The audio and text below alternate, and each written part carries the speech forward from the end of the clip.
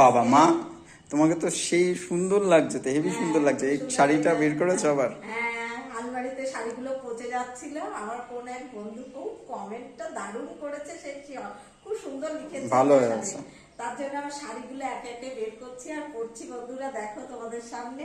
খুব কারণ সুন্দর আলমারিতে লাগছে। থাকলে এই শাড়িগুলো নষ্ট হয়ে যেত। আর আজকে রান্না বান্না কি করেছি দেখি, সেগুলো দেখান। বন্ধুদের সঙ্গে দেখাই।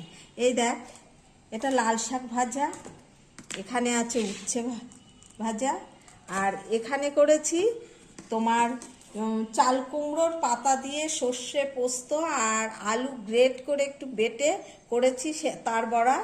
আর এখানে সেই গ্রেট করা আলু দিয়ে এরকম পাঁপড় পাঁপড় ভাজার মতো করেছি। আর এখানে দেখো ঝিঙে দিয়ে ডাল করেছি বন্ধুরা, এই দেখো ঝিঙে দিয়ে ডাল করেছি। আর এখানে সাদা ভাত আছে, আর এখানে আছে দুধ। এই সব রান্না বান্না করেছি আজকে বন্ধুরা। আজকে এই সব রান্না বান্না তোমাদের সামনে তুলে ধরলাম। আমার কথাবার্তা বা আমার রান্না বান্না তোমাদের যদি ভালো লেগে থাকে দয়া করে একটা লাইক করো, কমেন্ট করো, সাবস্ক্রাইব করো।